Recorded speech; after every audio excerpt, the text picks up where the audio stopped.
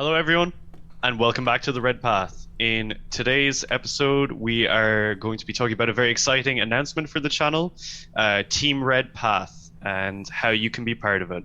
So sit back and hear what we have to say on the matter.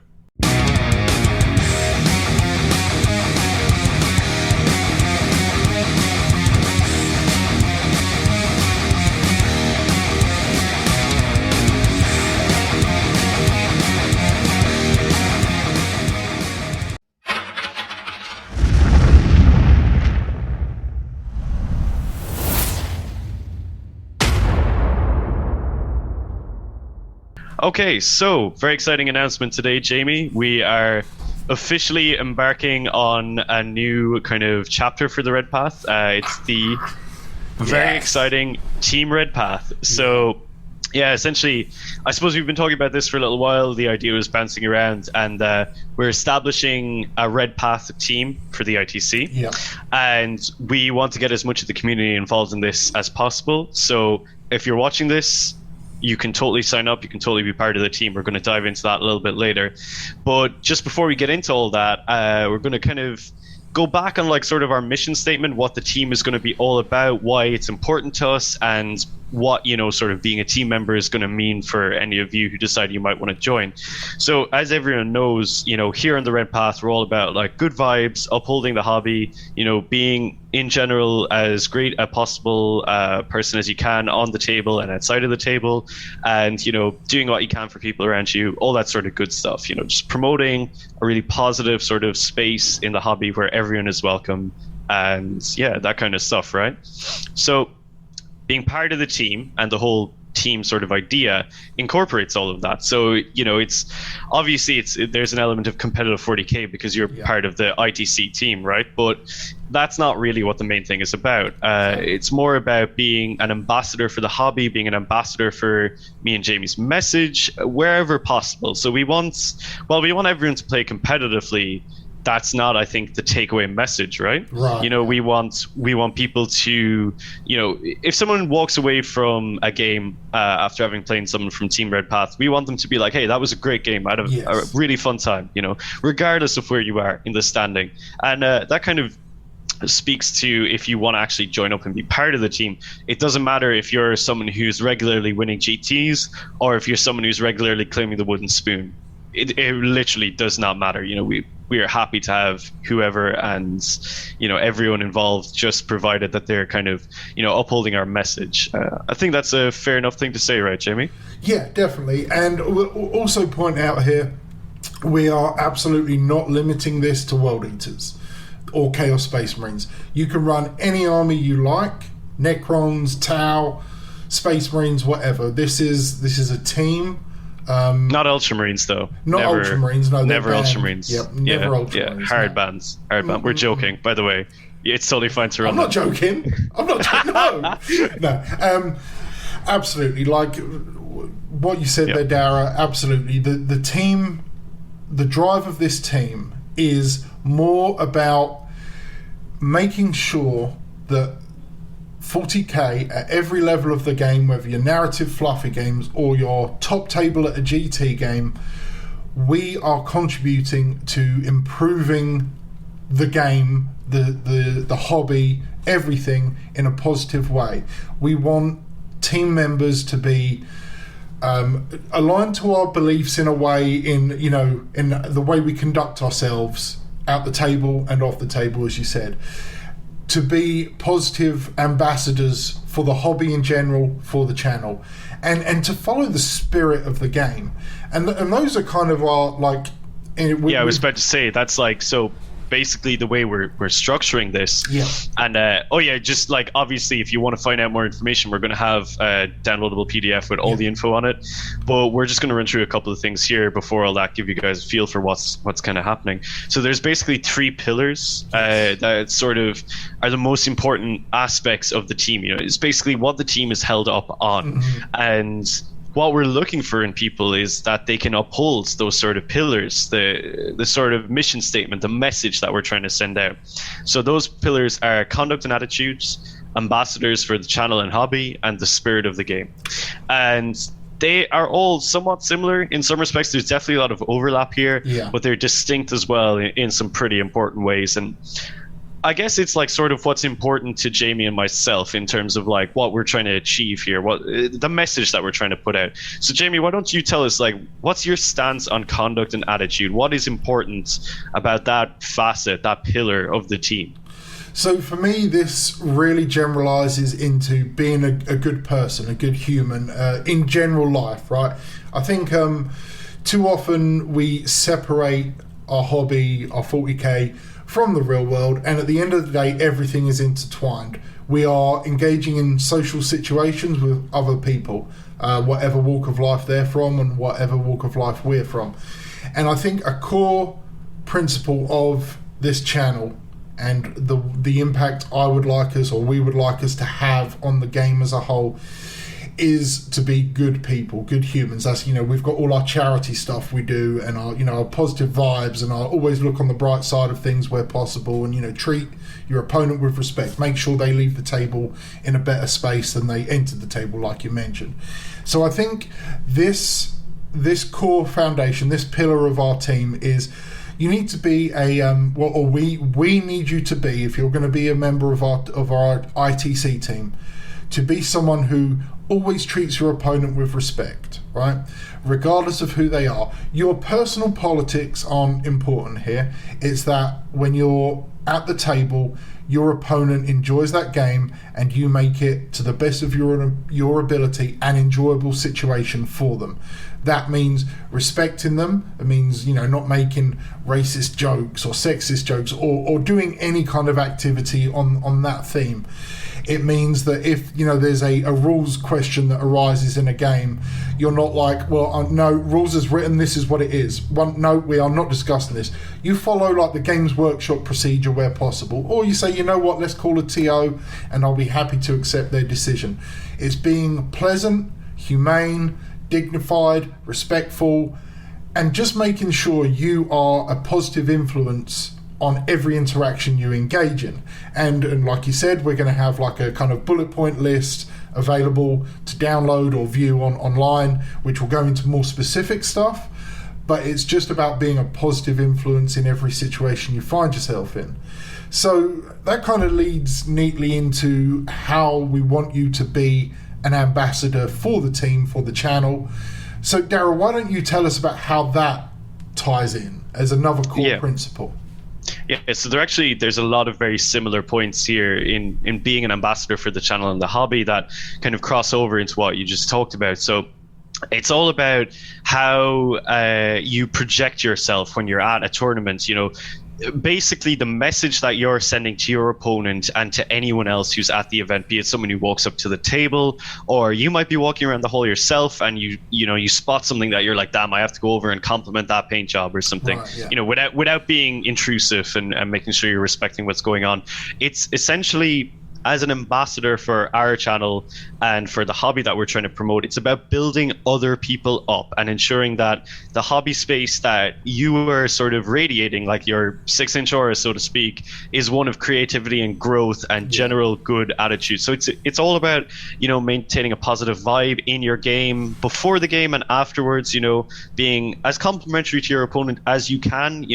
If you see them making a really good move, be like, hey man, that was a nice move, or they have a really awesome model and you have to say like, that is a fantastic paint job, and letting them know that their hobby work is appreciated and stuff like that. So it's all about projecting yourself in a way that you feel would represent the Red Path, the channel.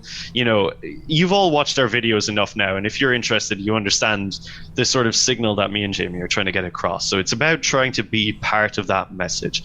So above all, it's about being courteous, it's about being friendly to your opponents, and if either of you is having a bad time, try and bring that mood up if you can. So yeah, that's kind of the core things. As well, falling into the whole ambassador part is that, like, there might be potential videos on the channel that we get you to be part of as well. Yeah. So all that kind of stuff, I think that's the most important thing.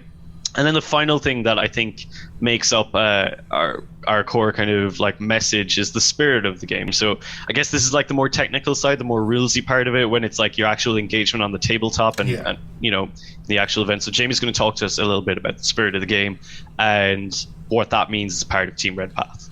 Yeah, so this is absolutely, it's about being on the table for the most part. I mean, it still applies elsewhere, but it's the concept of, if you're playing a competitive game, you should give your best game. That doesn't mean, you know, you win at all costs. It doesn't mean you make sure you're arguing raw versus rye. It's the spirit. We all know what the spirit of the game is. It's hard to define, but with a little bit of common sense or a little bit of, you know, knowledge of the fluff even, that can influence how a particular thing on the table should work, right? We know, for instance, that GW's message is that right now a deep strike charge is always 9 inches. That is what they mean. Just because we can find some loophole that means it's actually 8 inches doesn't mean we should do it.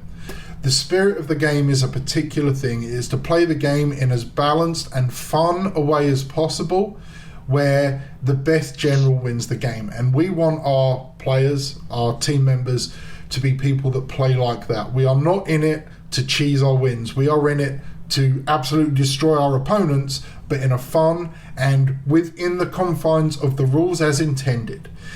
It's also about, it ties in with your conduct. It's like we don't blame our dice rolls. I mean, yes, they're going to happen, and absolutely it's okay to, you know, occasionally cuss up a little storm when you re-roll that 1 into a 1, or you fail a 3-inch charge with a re-roll.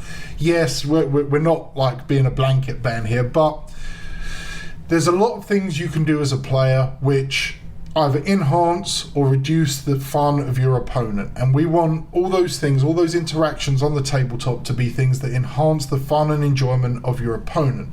And that also applies to when you are walking around. Don't backseat drive a game. Don't sit there watching another table like you know a friend's also playing World Eaters and say, oh, you know, if you'd have moved over to the left instead of the right, you'd probably win this game. No, we don't do that kind of stuff. We are positive influences. We use the game as a tool to have fun and to make sure our opponents are having fun. We don't angle shoot. We don't push the whole raw argument thing. There's a lot of aspects to it, but essentially playing to the spirit of the game is something we should intuitively know, but we do break it down further. But yeah, so overall, like just these 3 principles, like you said, there's a lot of bleed over between them, but they do focus on separate areas, and they are intrinsic to how we want our team to play, what we want our team to be known. We are not in this to be the number 1 ITC team for 2022. It would be nice, but that's not our goal. Our goal, I think, Darren, I think you'd agree, is for once, if and when our team takes off and we get, you know, some members going to big events, people go, okay, so I just had a really good game against, you know, this player, and they're on Team Red Path. What's going on? And then, you know, they Google us or whatever, and they check us out. So this team is about playing in a sporting behaviour. That's pretty cool. That's pretty unique. We need more of that sort of stuff. We want our influence to be because we are good ambassadors for the hobby. So why don't you tell people, Darren, so give us some insight, information, how people can actually be part of our team. What do they need to do? Of course. Yeah, I think you put that really well. I think you really articulated our message there, and I think it's really important to, if you do want to be part of the team, that you are comfortable with all those things. And again, you can dive into the details in the document that we'll be putting out with this. But yeah, so if you actually do want to be part of the team, if you think it's something you're comfortable with, you'd be interested in, basically you're going to email us. So we'll have the email details and stuff all in that document. And basically it's going to be an application. So it's going to be a brief personal statement. It's going to be the faction army you normally play, if you've ever been to a tournament, and sort of just a little statement on how you'd be a good fit for the team.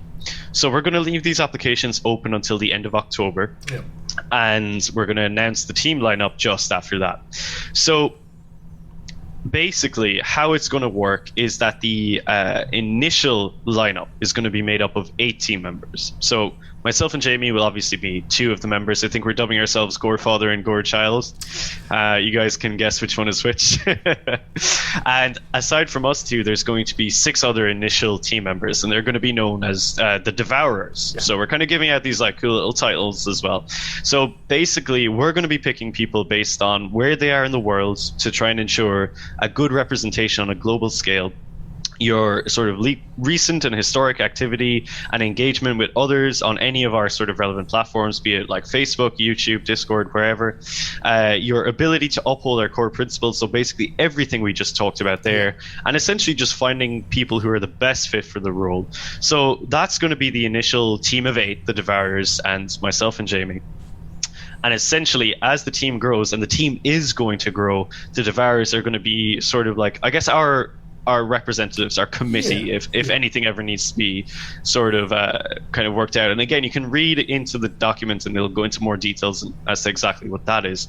But basically, if you don't get chosen to be a Devourer, that doesn't mean you're not going to be on the team. Yeah. There's still a chance. And so what that means is that at the end of this year, we're going to be expanding the team from 8 people to 20 people. And those are going to be the Red Butchers. So basically, anyone after the Devourers is a Red Butcher. And again, it's all going to be based on people who can best represent our team. Obviously, it won't be as stringent a selection process since we're expanding it that little bit more. And then hopefully, as we move into the next ITC season, we'll see to expand the team beyond that 20 again. So essentially, don't be, disappointed if you don't make the initial cut. There's no problem. There's probably a good chance you'll make a later on cut. So I think that's like the main thing for the selection, I think, unless you have anything else you want to add there, Jamie. I just do want to emphasize, because obviously there's people we talk to every day in the Discord, people we'd consider friends, like online friends. And if one of you folks wants to apply but you don't make the Devourer selection, please don't consider that as that, we don't like you. We've actually gone into a lot of depth behind the scenes in our selection process, and it is very determined. A lot of it is on location in the world. We want someone in, Australia. We would love to have an Asian representative, a South American representative. We want a global presence. So in a way, your location in a world, if it's not, Midwest United States or the UK and Ireland, you're going to have a better chance of getting in there because we want to have that sphere of influence. And to also expand on that, you will also have a bit more responsibility.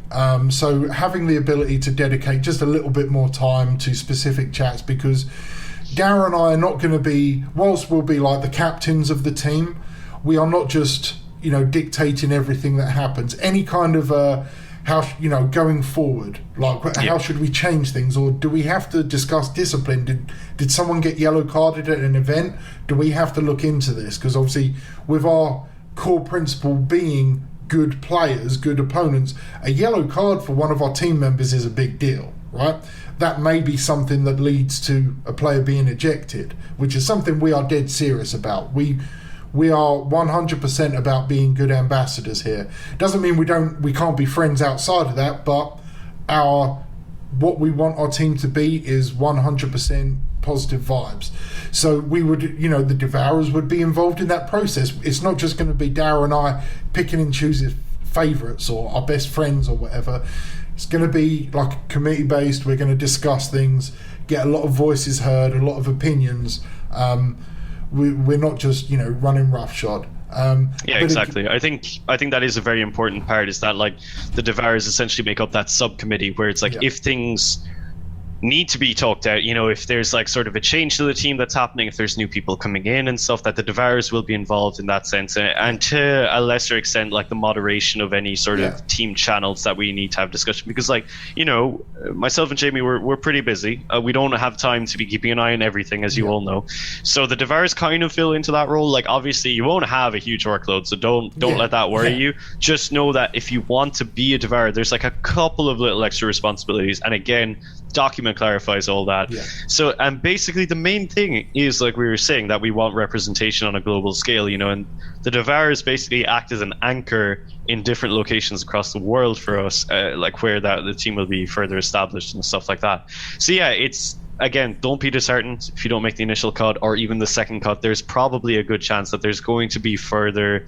sort of expansions to the team. So yeah, I think that's basically the main selection process. The exact nitty-gritty is all going to be available in the document, so have a read of it yourselves and see if you think it might be something you're interested in. Yeah, I think that pretty much sums it up, mate. I think so. Yeah. Just closing thoughts here. I think definitely remember, you don't have to play World Eaters. You can play any army you want. You can be in any part of the world, and we in fact want more locations involved in this. You don't have to be an experienced competitive player. You can have never played a competitive game before, but it's got to be something you're interested in. The number one thing to be on the team at any point in any wave of selection is to follow those 3 core principles and be cool with that. I think if you can do that, you're going to end up on the team at one stage or another. That's basically it. Your competitive scores don't matter. Your frequency of games are less important. Being a good person, you'll make the team. It's going to be other factors which determine when you can join the team, and it's going to be nothing to do with your character or whether we're friends. It's just going to be location and things like that. So yeah, I think that puts it really well, and it is really exciting. Like I'm really excited to embark on this new journey. Actually having a team, I'm confident that it's going to be real cool, real fun, and I would say like pretty much the entirety of the time, it's going to be a really good vibe, a really fun vibe, and yeah, the pathway to conquering the ITC is still going to be there. Like while we are emphasizing very much that it's all about creativity, growth, and all that good stuff, we still do want to win, of course. The skulls are there to be claimed. Absolutely, yeah. If they bleed, we can kill them, and we're going to, yeah. For sure. Yeah, so it's a really exciting time. Everyone check out the link, send us your applications. We're really looking forward to getting into all of it and announcing the first team lineup. So yeah, I think that about covers it. So until next time, everyone, stay healthy, stay safe, and kill main burn. Which you would be if you're part of the team. Darry, you still there, mate? Yeah, I'm here. Okay, you're glitching out. You've just become a meme. You are literally a meme, right? This is brilliant. I don't even have to edit this.